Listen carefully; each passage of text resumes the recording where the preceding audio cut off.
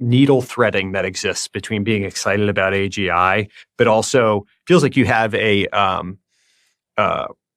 personal kind of apprehension about you, Sam, OpenAI, generally being the ones to harness it and unilaterally make decisions, which has led to some body, some governmental structure where there's elected leaders instead of you making these decisions. I think it'd be a mistake to go heavily regulate like current capability models.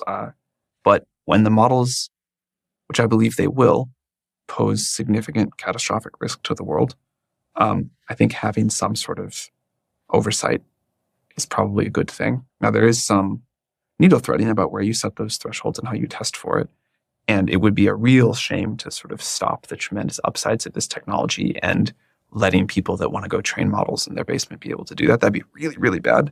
But, if we have international rules for nuclear weapons, I think it's a good thing.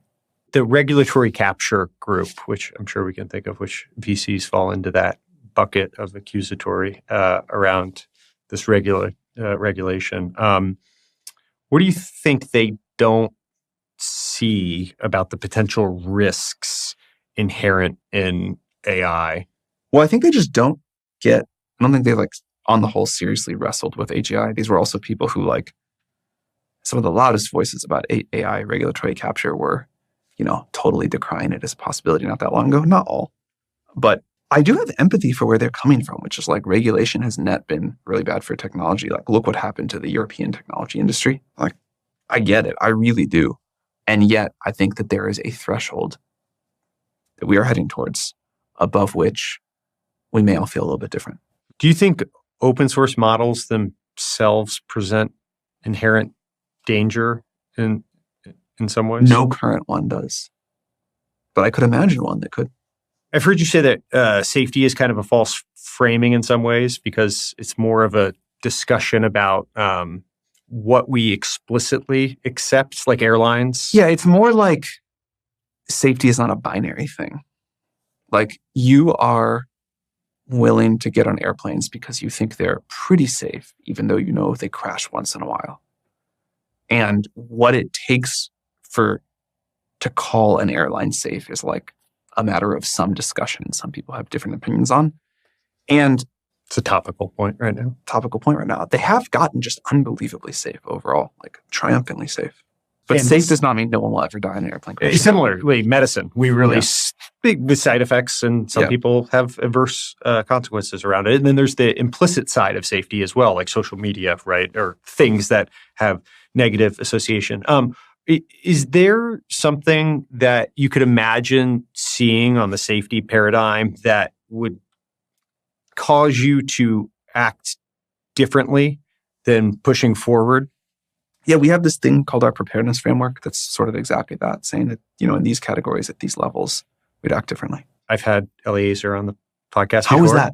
It was wonderful. We sat for the longest podcast I've ever done. I think it was 4 hours of us He has more free time than me, so I apologize. I can't go that long. But we can do multiple sessions. We don't need to do them all now. I think that his points, I think, stay fairly I'm consistent. grateful he exists.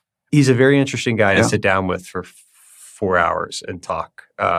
We went a bunch of different directions, but I'd be remiss as a friend of the pod to not ask a fast takeoff question. I'm curious, there's so many different fast takeoff scenarios, and one of the constraints that I think we point to today is just a lack of AI infrastructure, right? And I guess if there was some researcher developed a modification to the current transformer architecture where suddenly the amount of data and hardware scale needed drastically reduced, more like, I don't know, human brain or something like that.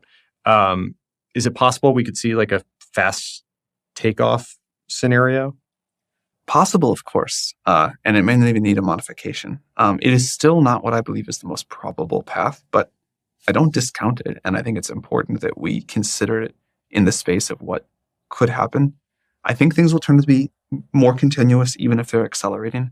I don't think we're likely to go to sleep one day with pretty good AI and wake up the next day with genuine superintelligence.